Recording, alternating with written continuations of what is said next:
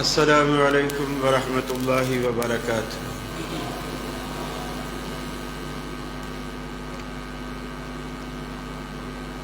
الحمد للہ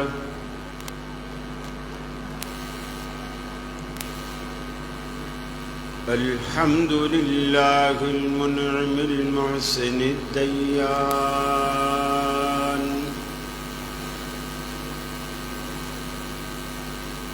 ذی الفضل والجود والاحسان۔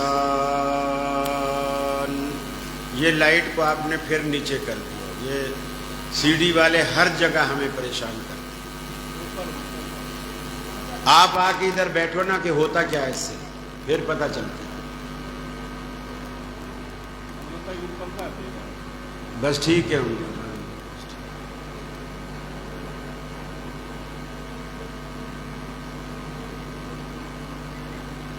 ذی الفضل والجود والإحسان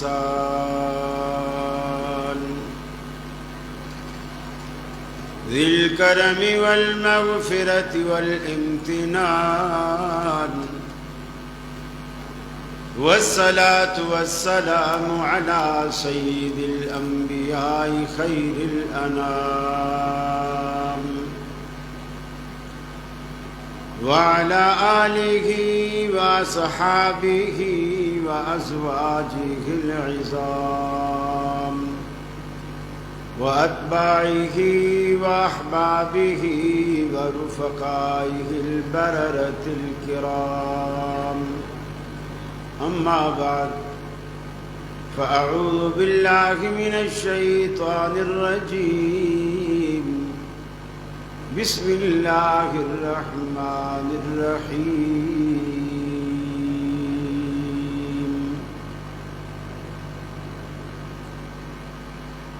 انا انزلنا الیک الذکر لتبین للناس ما نزل الیہم، وقال اللہ تبارک وتعالی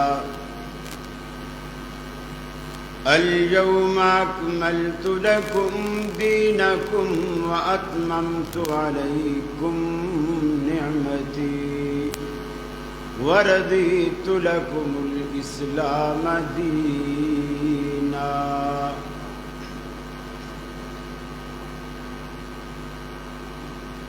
یہ مقصد ہے کہ دنیا سے جہالت دور ہو جائے،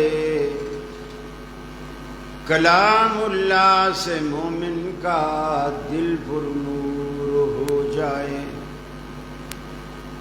یا الہی جب تک کہ میرے جسم میں جان رہے، تجھ پہ صدقے تیرے محبوب پہ قربان رہے۔ میں رہوں یا نہ رہوں پر دل کی ہے یہ دعا، دین احمد اور عزت قرآن رہے۔ الہی ہم میں پھر وہ صدیق سا ایمان پیدا کر، عمر فاروق سا کوئی جری انسان پیدا کر، رگے تحریک کٹ جائے دم عثمان پیدا کر، علی المرتضی شیر خدا کی آن پیدا کر۔ واجب الاحترام ذی وقار علماء کرام، صدر مجلس اور مرجال کے اور قرب و جوار کے میرے اہل توحید بھائیوں، میری مسلم ماؤں بہنوں بیٹیوں، ہم آج آپ کے علاقے میں اہل حدیث کانفرنس کے نام سے جمع ہیں، اکٹھے ہیں۔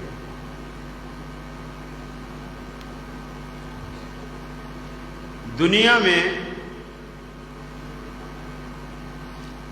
ہر مسلک والا اپنے نبی سے محبت کا اظہار کرتا ہے، عقیدت کا دم بھی بھرتا ہے، محبت کا دعویٰ بھی کرتا ہے، لیکن ہم دیکھتے ہیں کہ اہل حدیث پر اللہ کا خاص فضل اور کرم ہے۔ ہمارے عقائد و نظریات ہوں،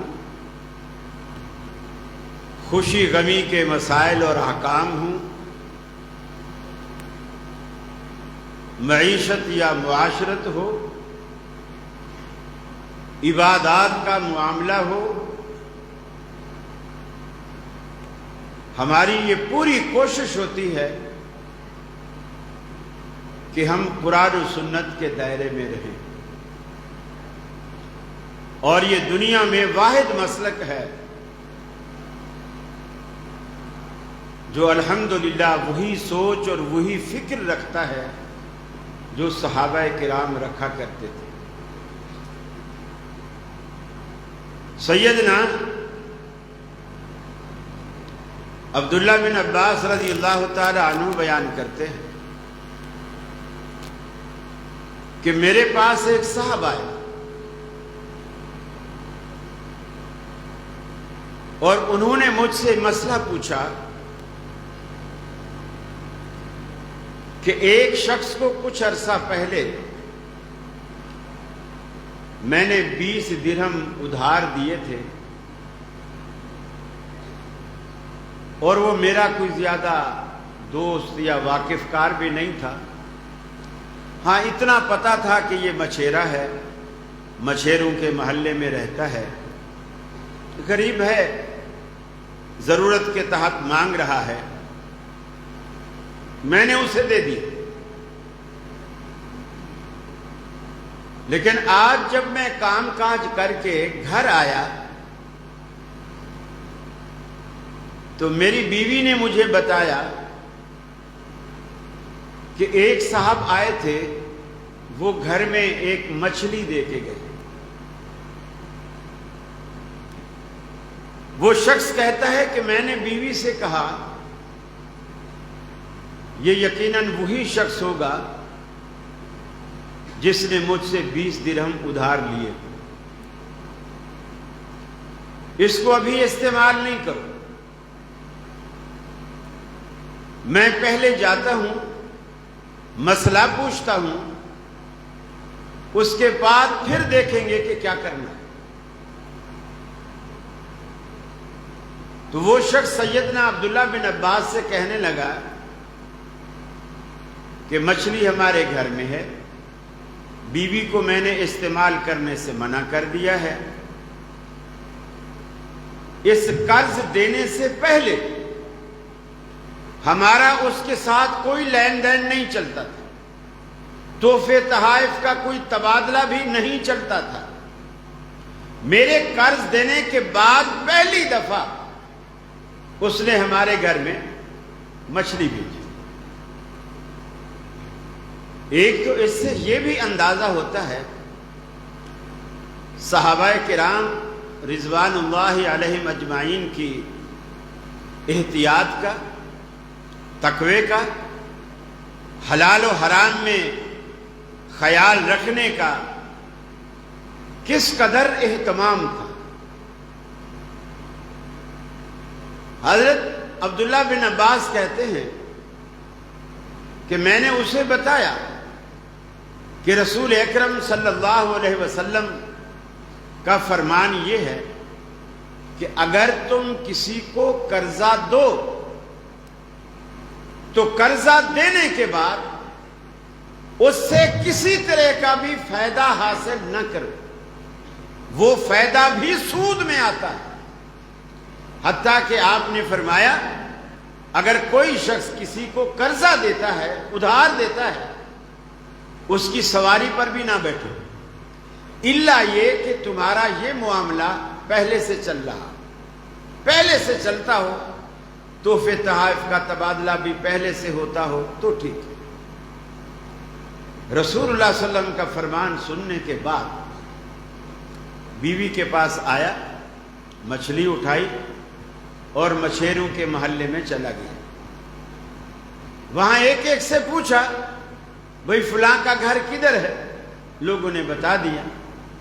اس کے پاس گیا کہ بھی یہ میں مچھلی تم سے نہیں لے سکتا، اس لیے کہ تم نے مجھ سے 20 درہم ادھار لیے ہیں، اب یہ اسی میں کہ چلو بھی میں نے پیسے دیے، آئندہ بھی شاید تمہارا خیال رکھوں، تو اس لیے مچھلی میرے گھر میں لے آیا۔ رسول اللہ صلی اللہ علیہ وسلم نے اسے سود قرار دیا ہے، میں نہیں لے سکتا۔ اس نے کہا میں بھی واپس نہیں لیتا۔ تو انہوں نے کہا پھر ایسا کرو، اس کی قیمت مقرر کر لو، جو 20 درہم تم نے مجھ سے ادھار لیے ہیں اس کی قیمت اس میں سے کاٹ لو، جب وہ پیسے مجھے ادا کرو تو اتنی رقم کم ادا کرو۔ مقصد کہنے کا یہ ہے، صحابہ کرام کو فکر اتنی ہوتی تھی، ہر مسئلے میں کام کرنے سے پہلے نبی مکرم صلی اللہ علیہ وسلم کی انہیں کوئی حدیث یا قرآن مجید کا کوئی حکم یہ درکار ہوتا تھا جس سے وہ اپنی رہنمائی کرتے۔ حضرت عمر کے پوتے ہیں حضرت سالم رضی اللہ تعالی عنہ، یہ عبداللہ بن عمر کے بیٹے۔ سیدہ عائشہ رضی اللہ تعالی عنہا کے پاس گئے اور کہا کہ امی جان، میرے ابو یعنی عبداللہ بن عمر حضرت عمر کے بیٹے، وہ یہ کہتے ہیں کہ جب حاجی یا عمرہ کرنے والا احرام باندھتا ہے اور احرام سے پہلے غسل کرتا ہے تو وہ غسل سے پہلے بھی خوشبو بدن پہ نہیں لگا سکتا، کیونکہ غسل کے بعد بھی جسم پر اس کے اثرات رہ جاتے ہیں۔ تو آپ مجھے بتائیں کیا میرے ابا یہ مسئلہ ٹھیک بیان کرتے ہیں؟ سیدہ عائشہ فرماتی ہیں نبی کریم صلی اللہ علیہ وسلم جب احرام باندھنے کا ارادہ فرماتے، غسل کا ارادہ کرتے، میں اس غسل سے پہلے خود اپنے ہاتھوں سے رسول اللہ صلی اللہ علیہ وسلم کو خوشبو لگاتی۔ سالم کہتے ہیں میرے ابا تو منع کرتے ہیں۔ سیدہ عائشہ فرماتی ہیں رضی اللہ تعالی عنہا، میں تمہیں رسول اللہ صلی اللہ علیہ وسلم کا عمل پیش کر رہی ہوں اور تو اپنے ابا عبداللہ کا عمل پیش کر رہا ہے۔ صحابہ کی سوچ دیکھیے، حدیث رسول کے مقابلے میں صحابی رسول کے فتوے کو بھی رد کیا جا رہا ہے، اور آج اصحاب الرائے کا طرز عمل، طرز فکر، طرز استدلال یہ دیکھیے کہ امام صاحب کے فتوے کے مقابلے میں حدیث کو رد کیا جاتا ہے یا کم از کم اس کی تعویل کی جاتی ہے۔ الحمدللہ اہل حدیث کی جو سوچ اور فکر ہے یہ بالکل اسی طرح سوچتے اور سمجھتے ہیں جس طرح صحابہ کرام آپس میں اپنے دین سے متعلق مسائل اخذ کرتے اور کتاب و سنت سے ان مسائل کا حل تلاش کرتے۔ یہ دنیا میں واحد جماعت۔ اللہ نے اس دین کو الحمدللہ آج سے 1400 سال پہلے مکمل فرما دیا۔ اب کسی قسم کی کوئی گنجائش اس کے اندر نہیں رکھی، اور رسول اکرم صلی اللہ علیہ وسلم کو ہمارے لیے نمونہ، پیشوا، قائد، رہنما، رہبر بنا کر ہمارے سامنے اللہ رب العالمین نے پیش کیا کہ یہ ہے وہ نمونہ جنہیں دیکھ کر آپ نے اپنی زندگی گزارنی ہے اور اپنے آپ کو اس ہستی کے قالب میں جو ہے وہ ڈھالنا۔ آج ہم دیکھتے ہیں جتنے بھی مدارس، مساجد، مسالک، ان سے آپ پوچھو کہ آپ یہ سارے کام دین کے آپ کیوں کر رہے ہو؟ وہ کہیں گے اللہ کو راضی کرنے کے لیے۔ مسجد بنانے کا اور کیا فائدہ ہے؟ اللہ کو راضی کرنا ہے۔ کسی سے بھی پوچھو، دیوبندی، بریلوی، شیعہ، اہل حدیث، کسی سے پوچھو آپ نماز کیوں پڑھتے ہو، وہ بولے گا اللہ کو راضی کرنے۔ روزہ کیوں رکھتے ہو، اللہ کو راضی رکھنے کے لیے۔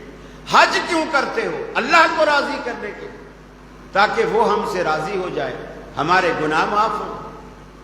اب سوال یہ پیدا ہوتا ہے، جب ہم سارے مسالک اللہ کو راضی کرنے کے لیے یہ کام کر رہے ہیں، تو پھر ہمارے طریقے مختلف کیوں ہیں؟ ہمارے آپس کے جو طریقے ہیں وہ مختلف کیوں ہیں؟ ایک ذات کو راضی کرنے کے لیے میں سینے پر ہاتھ باندھتا ہوں، دوسرا میرے برابر والا پیٹ پہ ہاتھ باندھے کھڑا ہے، تیسری مسجد والا سرے سے باندھتا ہی نہیں ہے، چھوڑے کھڑا ہے۔ کوئی آمین اونچی کہتا ہے، کوئی دل میں کہتا ہے، کوئی امام کے پیچھے فاتحہ پڑھتا ہے، کوئی کہتا ہے پڑھو گے تو قیامت والے دن تمہارے منہ میں انگارے ڈالے جائیں گے۔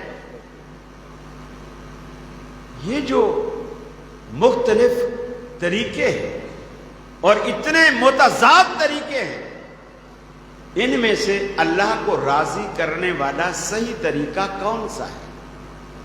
کبھی آپ نے اللہ سے بھی پوچھا کہ اللہ تو کس طریقے سے خوش ہوتا، تو کس طریقے سے راضی ہوتا؟ دنیا نے اتنے طریقے بنا رکھے ہیں، تو کس طریقے سے راضی ہوتا ہے؟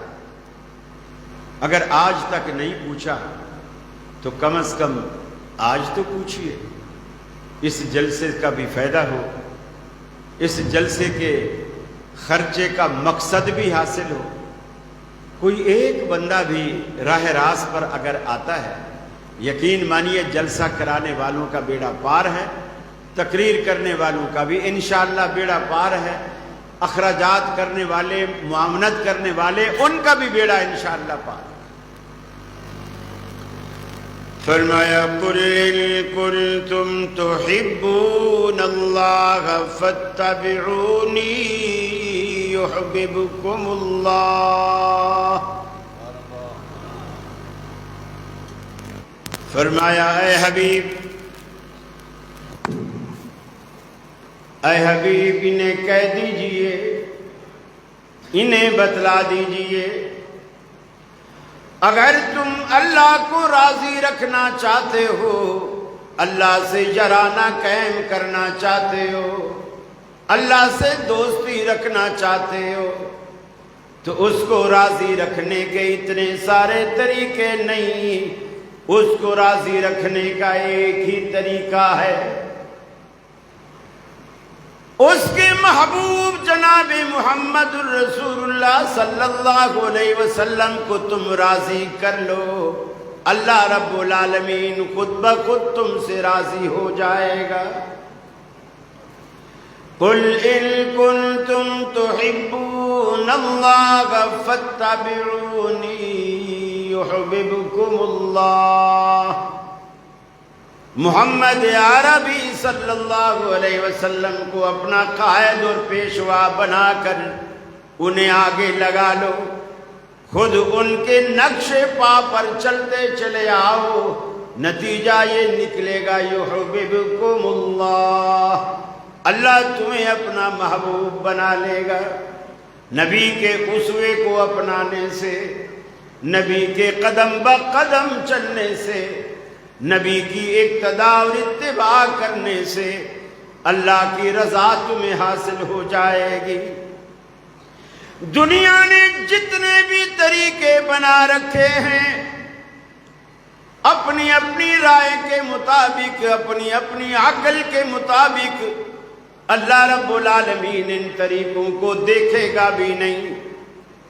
اللہ رب العالمین صرف اسی طریقے کو دیکھے گا جو محمد الرسول اللہ صلی اللہ علیہ وسلم کے طریقے کے بالکل مطابق ہوگا۔ اسی لیے تو اللہ کے حبیب نے صحابہ کرام سے فرمایا، صلو کما رأیتمونی اصلی، اے میرے جانثارو نماز ایسے پڑھا کرو جیسے میں پڑھتا ہوں، جیسے تم نے مجھے پڑھتے ہوئے دیکھا ہے۔ اللہ رب العالمین نے جو نماز پسند کی ہے وہ میرا طریقہ ہے، مجھے دیکھ کر نماز اپنی درست کرو۔ حتیٰ کہ صحابی بھی اگر اس نماز میں معمولی سا خلل ڈالتا ہے، نماز میں رفتار تیز کرتا ہے، رکوع اور سجدے ٹک کر نہیں کرتا، جلدی جلدی پیشانی زمین پہ لگاتا ہے پھر اٹھ بیٹھتا ہے، اللہ کے حبیب کے پاس آتا ہے، سلام کرتا ہے، آپ جواب دیتے ہیں، لیکن فوراً فرماتے ہیں ارجع فصلی فإنک لم تصلی، جا دوبارہ نماز پڑھ، تو نے ابھی نماز نہیں پڑھی۔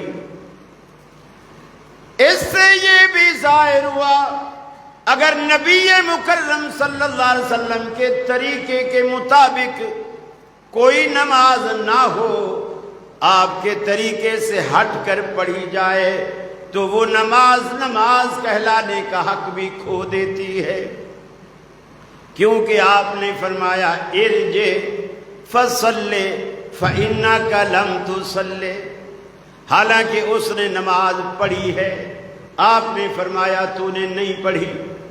3 دفعہ وہ شخص واپس بھیجا جاتا ہے، 3 دفعہ دوبارہ سے 12 نماز پڑھتا ہے، آخر تھک ہار کر اللہ کے حبیب سے کہتا ہے اللہ کے رسول مجھے جیسے آتی ہے میں پڑھتا ہوں، اگر آپ سمجھتے ہیں میری نماز غلط ہے تو پھر میری نماز کو درست کیجیے۔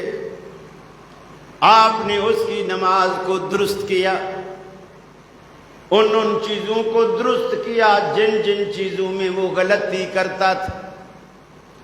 رکوع کے بعد ایسے کھڑا کیا سیدھا کھڑا ہو جا، ہر ہڈی اپنے مقام پر آ جائے، ایسے رکوع کر، ایسے سجدے میں جا، پیشانی زمین پہ لگا، ناک زمین پہ ٹکا، دونوں ہاتھ زمین پہ ٹکا، گھٹنے بھی زمین پہ ٹکا، دونوں پاؤں کے پنجے بھی زمین پہ ٹکا، کوہنیوں کو پیٹ اور رانوں سے جدا کر اس طرح ٹک کر انتہائی توجہ کے ساتھ اور عاجزی کے ساتھ اللہ کے حضور سجدہ کر۔ آپ نے پابند کیا اس بات کا کہ اگر اللہ سے نماز کا ثواب لینا چاہتے ہو اپنی نمازوں کو میری نماز کے مطابق لے آؤ۔ ارے دنیا میں کیوں اہل حدیث سے اختلاف کرتے ہو، اہل حدیثوں سے دشمنیاں کرتے ہو، ان کی مسجدیں بننے لگیں تو مخالفتیں کرتے ہو؟ یہ تو تمہارے خیر خواہ ہیں، یہ تو تمہارے خیر خواہ ہیں، تمہاری نمازوں کو نبی کی نماز کے مطابق بنانا چاہتے ہیں اور تم کھچے چلے جاتے ہو نہیں ہم تو حنفی نماز پڑھیں گے، ہم تو مالکی نماز پڑھیں گے، ہم تو جعفری نماز پڑھیں گے، ہم تو شافعی نماز پڑھیں گے۔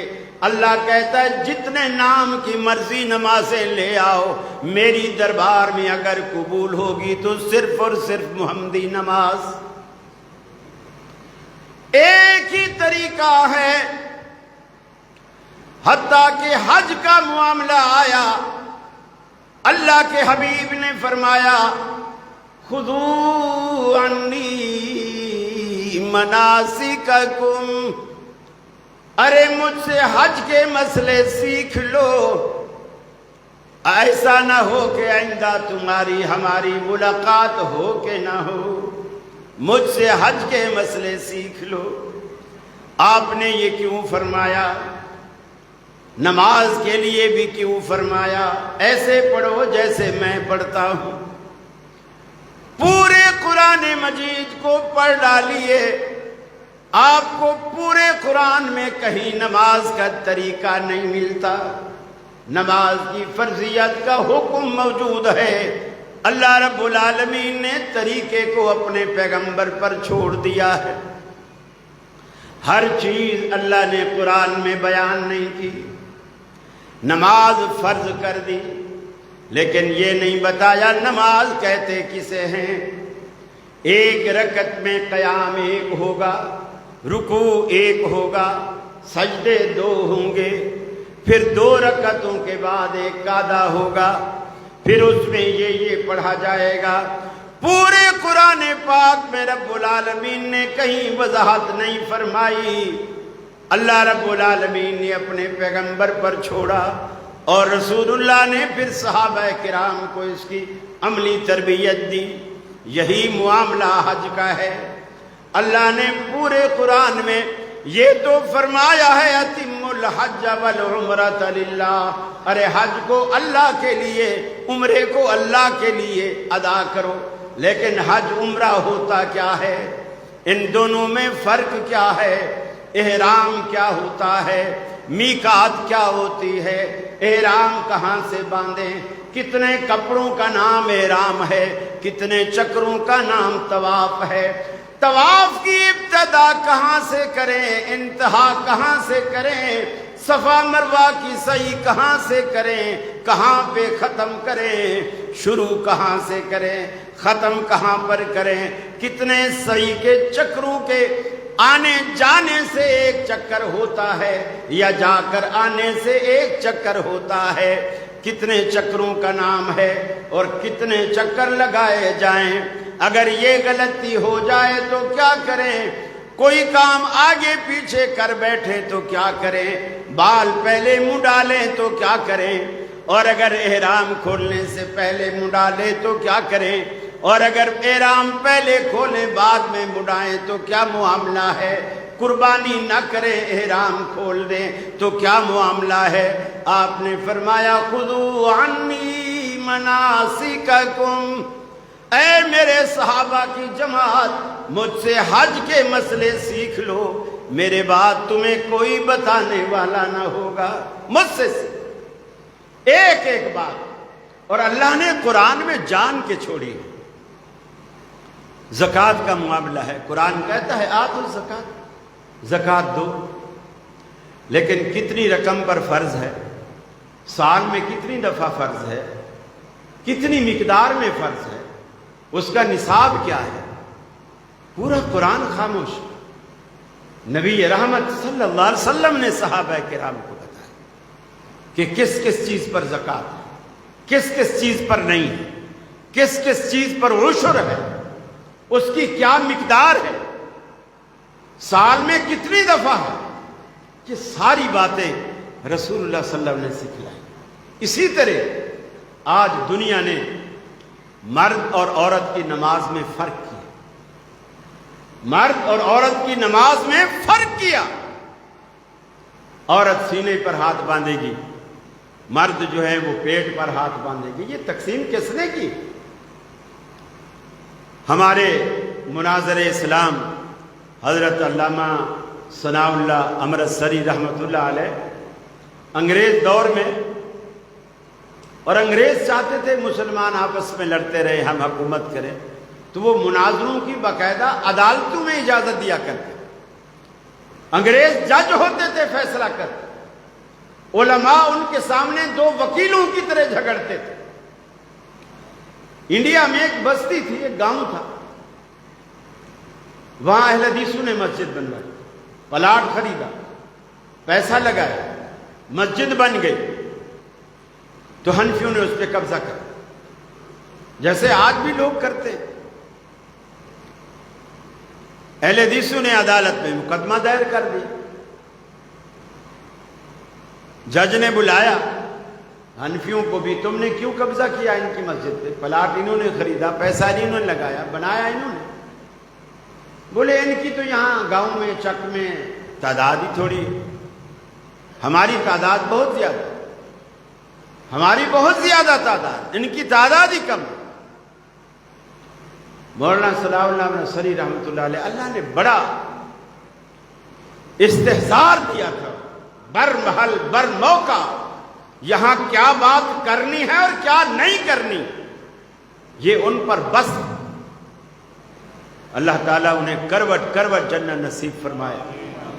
انہوں نے جج کے سامنے کہا کہ جی ہماری نماز کی کچھ نشانی ہے، ان کی بھی نماز کی نشانی ہے۔ اب حنفی ابھی اس بات کو سمجھ نہیں رہے کہ ان کی بھی نشانی ہماری بھی نشانی، وہ آپ اپنے پاس لکھ لو، پھر ہم گاؤں میں تعداد معلوم کر لیتے ہیں کہ اس نشانی والے کتنے ہیں، اس نشانی والے کتنے ہیں۔ جج نے کہا تو ٹھیک بات، حنفیوں سے پوچھا راضی؟ انہوں نے کہا ہاں جی راضی۔ کیا نشانی ہے؟ ثناء اللہ نصری رحمۃ اللہ علیہ نے فرمایا کہ ان سے پوچھو کہ تمہارے جو لوگ ہیں وہ پیٹ پہ ہاتھ باندھتے ہیں نماز میں؟ کہا جی پیٹ پہ ہاتھ باندھتے۔ تو مولانا ثناء اللہ نصری نے کہا کہ ہمارے جو لوگ ہیں وہ سارے سینے پر ہاتھ باندھتے ہیں۔ جج نے لکھ لیا اپنے پاس کہ پیٹ پہ ہاتھ باندھنے والے حنفی اور سینے پر ہاتھ باندھنے والے اہل حدیث۔ اب گاؤں میں گھر گنے، اس میں مرد کتنے ہیں، عورتیں کتنی ہیں، مردم شماری اس وقت بھی ہوتی تھی، یا مردم شماری جو کی ہوئی تھی اسی کو منگوا لی۔ مولانا ثناء اللہ نصری رحمۃ اللہ علیہ نے فرمایا ہمارے جتنے بھی مرد ہیں وہ بھی سارے اہل حدیث ہیں، ہماری جتنی عورتیں ہیں وہ بھی ساری اہل حدیث ہیں، اور حنفیوں کے گھر میں جتنی عورتیں ہیں وہ بھی ساری اہل حدیث ہیں۔ وہ کہنے لگے جھوٹ ہے جھوٹ ہے۔ انہوں نے کہا نہیں، آپ نے دیکھو لکھوایا۔ جج صاحب ان سے پوچھو تمہاری عورتیں کہاں ہاتھ باندھتی ہیں؟ انہوں نے کہا سینے پہ۔ انہوں نے دیکھو لکھو، ان کی ساری عورتیں اہل حدیث ہیں۔ اللہ رب العالمین نے بڑی ذہانت، فطانت، متانت کوٹ کوٹ کے بھری۔ اب کوئی عقل سے پوچھے اللہ کا رسول صلی اللہ علیہ وسلم مردوں کا نبی ہے یا عورتوں کا بھی نبی ہے؟ ظاہر بات ہے آپ کہیں گے کہ عورتوں کے بھی نبی ہیں، مردوں کے بھی نبی ہیں، دونوں کے نبی ہیں۔ جب آپ دونوں کے نبی ہیں تو عورت پر بھی مرد پر بھی نبی کے طریقے کو فالو کرنا دونوں پر فرض ہے، دونوں پر لازم ہے، اس لیے کہ نبی ایک ہے۔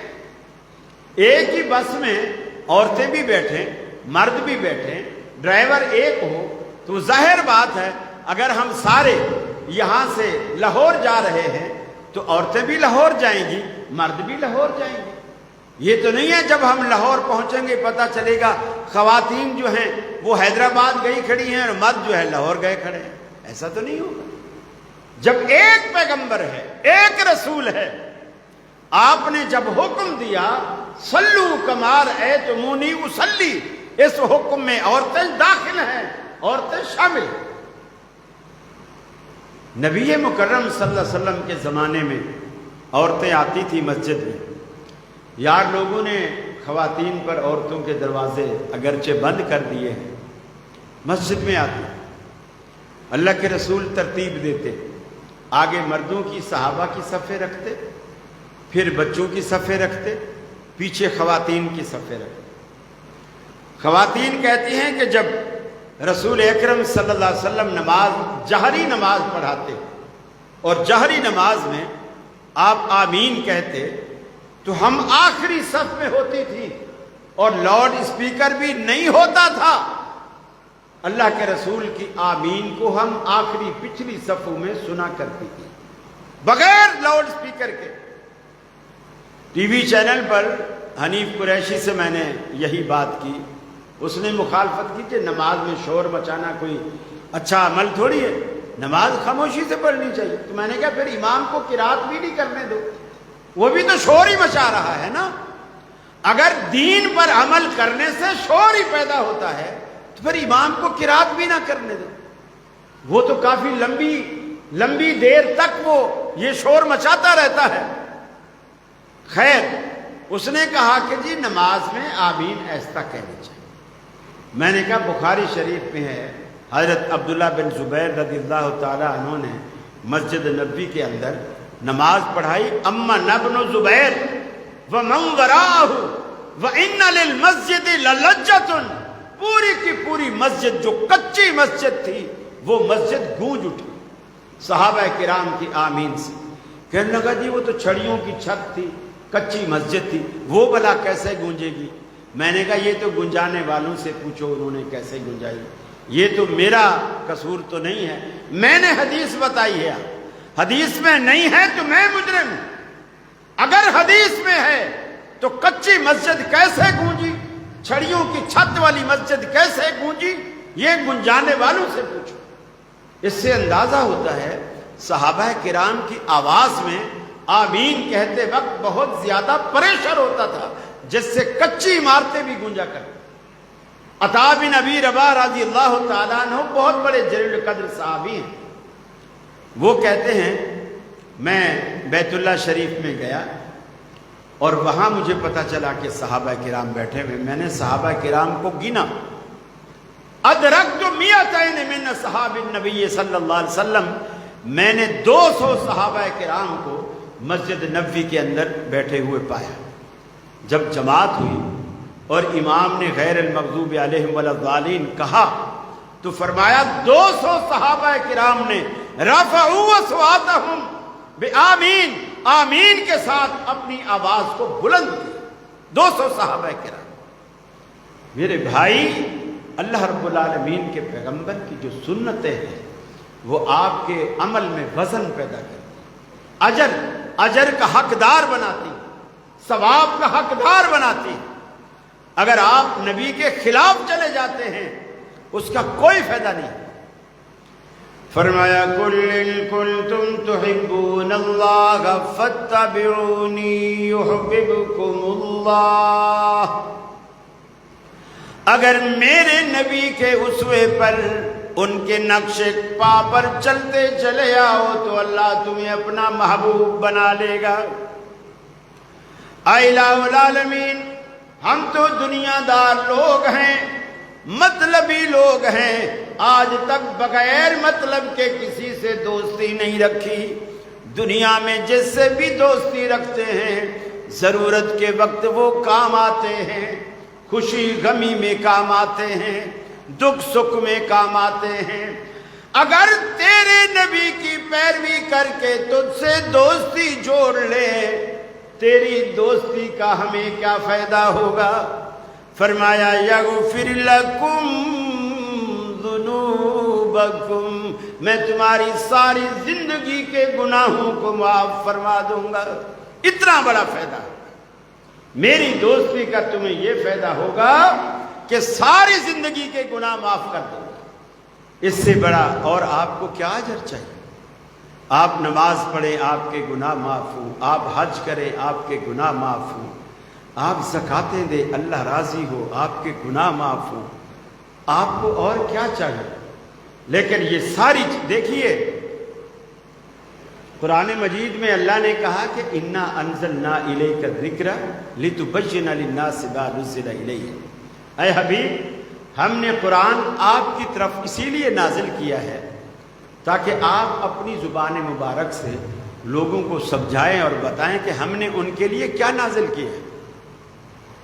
قرآن نبی کی زبان کو چھوڑ کر سمجھ میں نہیں آتا۔ دیکھیے حدیث کو چھوڑ دیجیے، اگر تو مولویوں سے کہیں جو ہمیں کہتے ہیں نا اکثر وَإِذَا قُرِئَ الْقُرْآنُ فَاسْتَمِعُوا لَهُ، میاں قرآن میں آیا ہے، قرآن کے مقابلے میں حدیث تھوڑی چلے گی، نعوذ باللہ من ذالک۔ ارے قرآن نبی پر اترا ہے کہ تم پر اترا؟ نبی نے زیادہ سمجھا ہے کہ تم نے سمجھا؟ ان مفتیوں سے پوچھو، قرآن کے مطابق مچھلی حرام ہے، ان مولویوں سے پوچھو۔ اور بڑے شوق سے ہوٹلوں پہ گئے بیٹھے ہوتے ہیں فرائی مچھلیاں کھانے کے لیے، قرآن قرآن قرآن کرتے ہیں، حدیث کو چھوڑتے ہیں۔ قرآن کے مطابق مچھلی حرام ہے۔ انما حرم علیکم المیتہ، ہر وہ حلال جانور جس پر آپ تکبیر نہ پڑھیں، تکبیر پڑھے بغیر وہ مر جائے، چاہے گلا گھٹ کے مرے، دب کے مرے، ڈوب کے مرے، زہر سے مرے، کسی بھی چیز سے مرے، وہ حرام ہے۔ ایمانداری سے بتائیے، آپ مچھلی کو ذبح کر کے کھاتے ہیں؟ تھوڑا سا بولے تو صحیح، مجھے پتہ چلے۔ ذبح نہیں کرتے نا، تو قرآن کے نزدیک تو حرام ہے۔ قرآن کے نزدیک حرام ہے۔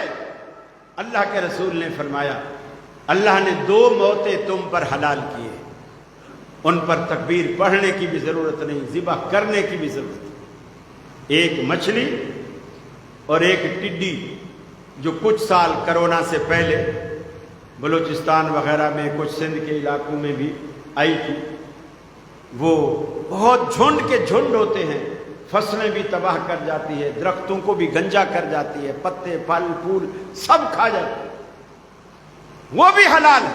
وہ اس کو پکڑو، سر توڑ کے ایک طرف پھینکو، آگ پہ سینکو، اور بالکل اس کا ٹیسٹ کچھ ایسے ہوتا ہے جیسے کھمبی کا ہوتا ہے، کچھ اس طرح، وہ بھی حلال ہے۔ 2 موتیں اللہ نے تم پر حلال کی۔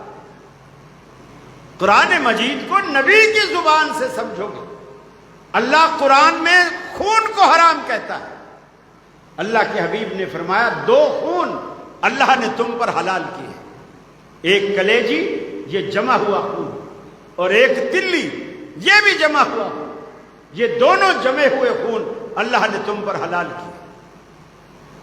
قرآن کہتا ہے اگر 2 بہنیں، ایک بہن سے آپ نے شادی کی ایک عورت سے، اس کی دوسری بہن بھی گھر میں بیٹھی، ایک بہن سے آپ نے شادی کی، وہ آپ کے نکاح میں ہے، آپ کی بیوی، جب تک یہ آپ کے نکاح میں ہے آپ اس کی دوسری بہن سے شادی نہیں کر سکتے۔ لا تجمعوا بین الاختین، یہ قرآن کا فیصلہ ہے۔ 2 بہنیں ایک نکاح میں ایک گھر میں جمع نہیں ہو سکتی۔ رسول، یہ قرآن نے صرف ایک ہی رشتے کو حرام کیا کہ ایک گھر میں 2 بہنیں جمع نہیں ہو سکتی۔ نبی مکرم صلی اللہ علیہ وسلم نے فرمایا جو آپ کی بیوی ہے اس کی بھانجی کے ساتھ بھی، اس کی بھتیجی کے ساتھ بھی، جب تک تمہاری بیوی موجود ہے آپ نکاح نہیں کر سکتے۔ یعنی اس کی بھانجی کو اور اس کو، اس کی بھتیجی کو اور اس کو، دونوں کو ایک شخص کے نکاح میں آپ جمع نہیں کر سکتے۔ قرآن نے صرف 2 بہنیں کہا، اللہ کے رسول نے بھانجی بھی ساتھ ملایا، بھتیجی بھی ساتھ ملایا۔ میرے بھائی، قرآن کو جب تک، اسی لیے اللہ نے کہا ہم نے قرآن کو آپ کی طرف اس لیے اتارا ہے لِتُبَيِّنَ لِلنَّاسِ مَا نُزِّلَ إِلَيْهِمْ، تاکہ آپ لوگوں کو بتائیں کہ ہم نے ان کے لیے کیا اتارا ہے۔ یہ اللہ رب العالمین نے، جیسے گورنمنٹ نصاب اسکولوں میں مقرر کرتی ہے نا، تو پھر اسکولوں میں ٹیچر بھی بھیجتی ہے، اپنے نصاب کی وہ ذمہ دار ہوتی ہے کہ اس کی وہی تعبیر بیان کریں جو گورنمنٹ کی مراد ہے۔ اللہ رب العالمین نے جب قرآن بطور نصاب کے بھیجا تو معلم قرآن بھی ساتھ بھیجا تاکہ اس کی صحیح تعبیر دنیا تک جو ہے وہ پہنچ سکے۔ میں آخری بات کر کے بات کو ختم کروں گا۔ رسول اکرم صلی اللہ علیہ وسلم نے دیکھو کس پیارے انداز میں دین کو ایسا ہمیں سمجھا دیا واضح لفظوں میں کہ ان پڑھ سے ان پڑھ شخص بھی اس کو سمجھ۔ اللہ قرآن میں کہتا ہے کہ ان الصلاۃ کانت علی المؤمنین کتابا موقوتا، نماز مسلمانوں پر اپنے وقت میں فرض ہے، اپنے وقت میں فرض ہے۔ ظہر میں فرض ہے، عصر میں فرض ہے، فجر میں، مغرب میں، عشاء۔ آپ عصر کو ظہر میں یا ظہر کو عصر میں نہیں پڑھ سکتے قرآن کی اس آیت کے مطابق۔ نبی کریم صلی اللہ علیہ وسلم جب عرفات میں گئے، عرفات کے میدان میں آپ نے ظہر اور عصر دونوں جمع کر قرآن کی اس آیت کے بالکل خلاف۔ پہلے ظہر پڑھی، اچھا پھر آپ نے سفر بھی نہیں کرنا، ابھی عصر کیا مغرب تک آپ نے یہیں رہنا ہے، پھر بھی عصر ظہر کے ساتھ پڑھ لی۔ ظہر کے وقت میں پہلے ظہر پڑھی 2 رکعتیں، قصر بھی کی، جمع بھی کی، اور اس کے ساتھ عصر بھی پڑھ لی۔ اب آ گیا مغرب کا جب وقت آیا آپ نے صحابہ سے کہا مغرب پڑھے بغیر، سورج ڈوب گیا، مغرب کا وقت ہو گیا، آپ نے صحابہ سے کہا اپنے سامان سارے اونٹوں پر لا دو اور آگے مزدلفہ کی طرف چلے۔ حضرت بلال آگے آئے، وہ سمجھے کہ شاید اللہ کے رسول نماز کو بھول بیٹھے۔ حضرت بلال آگے آئے، انہوں نے کہا الصلاۃ الصلاۃ یا رسول اللہ، نماز نماز، مغرب کی نماز۔ آپ نے فرمایا الصلاۃ و امامک، چلو چلو نماز آگے پڑھے۔ سامان لدوایا، مغرب کا ٹائم ہو گیا، مغرب کو چھوڑ دیا، جان بوجھ کر چھوڑ دیا، بغیر کسی عذر کے چھوڑ دیا۔ مزدلفہ گئے، سامان اتارا، جب وہاں پہنچے مغرب کا وقت ختم ہو چکا، مغرب کا وقت ختم ہو چکا ہے اور اب عشاء کا وقت۔ آپ نے پہلے وہاں مغرب پڑھائی، پھر آپ نے عشاء پڑھائی، آپ نے وہاں عشاء پڑھائی، دونوں نمازوں کو جمع کیا، مغرب کو جان بوجھ کر لیٹ کر کے عشاء سے ملا دیا اور عصر کو جان بوجھ کر اپنے وقت سے پہلے ظہر کے وقت میں پڑھ لیا، اور بیچ میں کوئی کام بھی نہیں تھا سوائے دعا وغیرہ کی، اور کوئی کام نہیں تھا، کہیں جانا بھی نہیں تھا۔ اللہ نے حج کے اس فلسفے کے اندر دین کا سمجھنا اتنا آسان بنا دیا ہے۔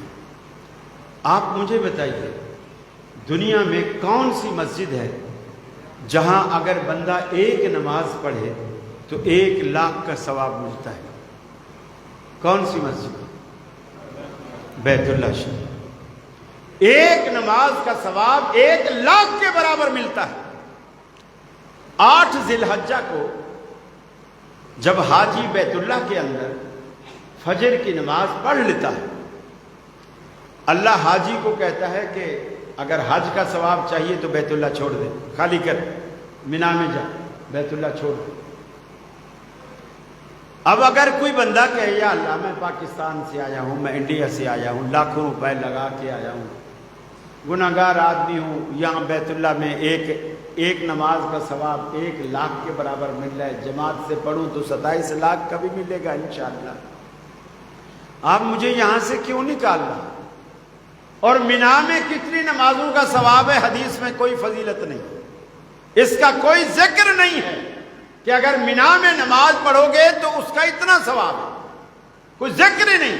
لیکن بیت اللہ کا 1,00,000 کا ثواب تو یقینی ہے، اللہ نے چھڑوا دیا، مینا میں ٹھہرا دیا۔ اب ہم مینا میں چلے گئے، وہاں ظہر پڑھی، عصر پڑھی، مغرب پڑھی، عشاء پڑھی، اور اگلے دن صبح پڑھی، 9 ذی الحجہ ہو گیا۔ اب اللہ نے کہا کہ مینا بھی چھوڑ دے، عرفات چلا جائے۔ اب میں یہاں یہ آپ کو بتانا چاہتا ہوں اللہ نے ایسا کیوں کیا؟ بیت اللہ اتنی فضیلت والی جگہ چھڑوا کر ہمیں مینا کیوں بھیجا؟ عرفات میں اللہ رب العالمین کے پیغمبر سے اللہ نے عصر کو ظہر کے وقت میں کیوں پڑھوایا، جبکہ اللہ خود قرآن میں کہتا ہے کہ نماز اپنے اپنے وقت میں فرض ہے؟ مغرب کو لیٹ جان بوجھ کر کیوں کروایا، اور عشاء کے ساتھ قضا جا کر کیوں پڑھوایا اور جان بوجھ کر کروایا؟ میرے بھائیوں، اللہ تعالیٰ دنیا کو یہ بتانا چاہتا ہے دین، ثواب، اجر جو کچھ ہے نہ بیت اللہ کے سائے میں ہے، نہ نمازوں کے اوقات میں ہے، جو بھی اجر اور ثواب ہے وہ سارے کا سارا نبی مکرم کی پیروی میں ہے۔ بس یہی ہماری دعوت ہے، یہی ہمارا مشن ہے، یہی ہمارا مقصد ہے کہ ہر طرف سے کٹ کر نبی سے جڑ جاؤ، جس کا کلمہ پڑھا ہے اسی کو اپنا بڑا اور پیشوا مانو۔ اللہ آپ کا بھی حامی و ناصر ہو، ہمارا بھی حامی و ناصر ہو۔ میری ٹوٹی پھوٹی باتیں اللہ رب العالمین اپنی جناب میں قبول فرمائے، مجھے اور آپ کو عمل کی توفیق عطا فرمائے۔ بہت شکریہ، آپ دل جمی سے بیٹھے، محبت سے بیٹھے۔ میری پہلی دفعہ حاضری ہے، لیکن آپ کی توجہ کو، محبت کو دیکھ کر، اور وہ انداز بھی میں نے یہاں نہیں دیکھا جو اکثر پنجاب میں ہوتا ہے، ہر جملے پہ نعرے بازی، شور شرابہ، سبحان اللہ، واہ واہ واہ واہ، وہ خطیب بھول ہی جاتا ہے کہ وہ کہہ کیا رہا تھا۔ مجھے سب سے بڑی خوشی یہ ہوئی ہے کہ آپ کو مجھے کہنا بھی نہیں پڑا اور آپ بالکل دل جمی سے، خاموشی سے آپ بیٹھے رہے۔ اللہ تعالیٰ اسی طرح آپ کو جنتوں میں اکٹھا کر دے جس طرح آج آپ یہاں جمع ہیں۔ وآخر دعوانا الحمدللہ۔